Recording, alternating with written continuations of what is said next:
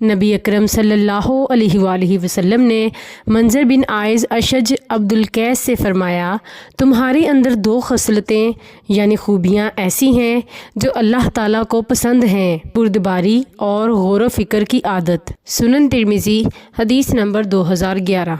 میں نے ام المومنین حضرت عائشہ رضی اللہ عنہا سے رسول اللہ صلی اللہ علیہ وآلہ وسلم کے اخلاق کے بارے میں پوچھا تو انہوں نے کہا، آپ صلی اللہ علیہ وآلہ وسلم فحش گو، بد کلامی کرنے والے اور بازار میں چیخنے والے نہیں تھے۔ آپ برائی کا بدلہ برائی سے نہیں دیتے تھے بلکہ عفو و درگزر فرما دیتے تھے۔ سنن ترمذی حدیث نمبر 2016۔ نبی اکرم صلی اللہ علیہ وآلہ وسلم کے پاس ایک آدمی نے آ کر عرض کیا، مجھے کچھ سکھائیے لیکن زیادہ نہ بتائیے تاکہ میں اسے یاد رکھ سکوں۔ تو آپ صلی اللہ علیہ وآلہ وسلم نے فرمایا، غصہ مت کرو۔ وہ کئی بار یہی سوال دہراتا رہا اور آپ صلی اللہ علیہ وآلہ وسلم ہر بار کہتے رہے، غصہ مت کرو۔ سنن ترمذی حدیث نمبر 2020۔